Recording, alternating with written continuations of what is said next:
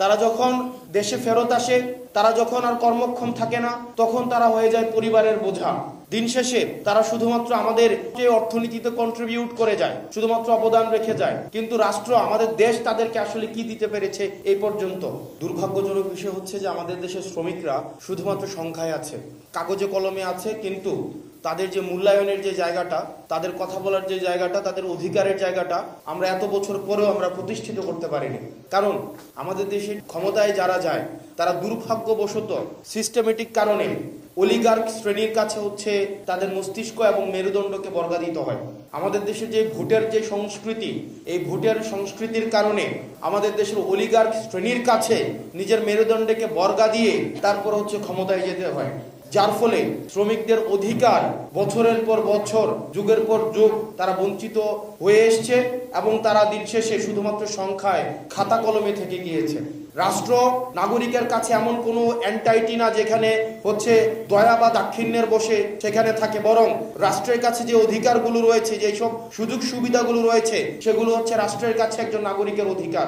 আমরা দেখেছি আমাদের ফেসিবাদকালীন সময়ে আমাদেরকে মাঝে মাঝেই যারা ক্ষমতায় ছিল, হাসিনা বলতো আমাদেরকে এটা দিয়েছে, ওইটা দিয়েছে, আমাদেরকে খাইয়ে রেখেছে, পরিয়ে রেখেছে।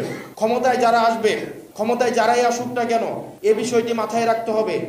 আপনি যারা ক্ষমতায় আসে, আপনি শ্রমিকদেরকে, নাগরিকদেরকে আপনি যেটা দেন সেটা কোনো দয়া দাক্ষিণ্য নয়, বরং এটা হচ্ছে আপনি এই কমিটমেন্ট দিয়েই, এটা আপনার কর্তব্য, এটা আপনার দায়িত্ব, এই কর্তব্য এবং দায়িত্বের কমিটমেন্ট দিয়েই হচ্ছে আপনি ক্ষমতায় আসেন। সেই জায়গা থেকে আমরা আমাদের জায়গা থেকে চেষ্টা করব এই শ্রমিকদের সাথে রাষ্ট্রের যে সম্পর্কটা, এটা যেন নাগরিকের সাথে রাষ্ট্রের সম্পর্ক হয় এবং একজন নাগরিক রাষ্ট্রের কাছ থেকে যে ধরনের সুযোগ সুবিধা প্রাপ্য, সেই প্রাপ্য সুযোগ সুবিধাগুলো যেন আমরা নিশ্চিত করতে পারি। দ্বিতীয়ত, আমরা শ্রমিক দিবস নিয়ে যখন কথা বলি তখন শুধুমাত্র আমরা বাংলাদেশের শ্রমিকদের নিয়ে কথা বলি, কিন্তু আমাদের যেই প্রবাসে যে শ্রমিকরা রয়েছে, আপনারা দেখেছেন বছরের পর বছর, যুগের পর যুগ তারা হচ্ছে আমাদের দেশের অর্থনৈতিক চাকা সচল রাখার জন্য পরিবার বিবর্জিত একটা বাস্তবতার মধ্যে তারা দিনাতিপাত করতে হয়। দিন শেষে তারা শুধুমাত্র এই অর্থনীতিতে কন্ট্রিবিউট করে যায়, শুধুমাত্র অবদান রেখে যায়, কিন্তু রাষ্ট্র, আমাদের দেশ তাদেরকে আসলে কি দিতে পেরেছে এই পর্যন্ত। তারা যখন দেশে ফেরত আসে, তারা যখন আর কর্মক্ষম থাকে না, তখন তারা হয়ে যায় পরিবারের বোঝা। 25 বছর 30 বছর পর্যন্ত প্রবাস জীবন কাটায়। প্রবাস জীবনে কাটানোর সময় তারা শুধুমাত্র অর্থনৈতিক চাকাটা সচল রাখে, কিন্তু দিন শেষে যখন দেশে ফিরে আসে তখন পরিবারের জন্য বোঝা হিসাবে তারা হচ্ছে বিবেচিত হয়। আমরা আমাদের জায়গা থেকে এই বিষয়গুলোকেও আমাদের হচ্ছে বিবেচনা করতে হবে।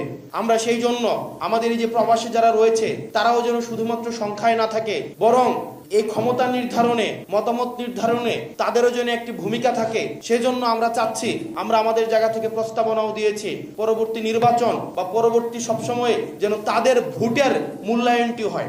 কারণ আপনারা জানেন যে আমরা রাষ্ট্রের মধ্যে আমরা মতামত দিতে পারি, জনগণ, নাগরিকরা মতামত দিতে পারে এই ক্ষমতা কাঠামোর মধ্যে শুধুমাত্র ভোট প্রক্রিয়ার মধ্য দিয়ে। আমাদের এই ভোট প্রক্রিয়ার মধ্যে আমাদের এই দেশের উল্লেখযোগ্য একটা অংশকে বাকি রেখে, যারা হচ্ছে রাষ্ট্রের অর্থনীতিকে যারা ভালোভাবে পরিচালিত করছে তাদেরকে বাকি রেখে আমাদের দেশের ক্ষমতায় কে আসবে এটি নির্ধারণ করার এই যে প্রক্রিয়াটি, এই প্রক্রিয়াটি আরেকটি বৈষম্যের শামিল। সেজন্য যারা যেসব রেমিটেন্স যোদ্ধারা আমাদের রেমিটেন্স শাটডাউনের মধ্য দিয়ে হাসিনার পতনকে ত্বরান্বিত করেছে, যেসব রেমিটেন্স যোদ্ধারা দুবাই, ওমান, বাহরাইন, কাতার থেকে শুরু করে মধ্যপ্রাচ্যে পুরোটা শুরু করে ইউএসএ তে, আমাদের যেসব পৃথিবীর যে প্রান্তে আমাদের রেমিটেন্স যোদ্ধারা রয়েছে, তাদের প্রতি আমাদের সম্মান জানানোর জন্য আমরা চাই আগামী নির্বাচনেই তাদের ভোটাধিকারকে স্বীকৃতি দিতে হবে এবং সেটির জন্য নির্বাচন কমিশন যেন খুব দ্রুততম সময়ের মধ্যে যথাযথ ব্যবস্থা নেয়, সেটির জন্য হচ্ছে আমরা তাদের কাছে আমরা তাদের সুদৃষ্টি আশা করছি।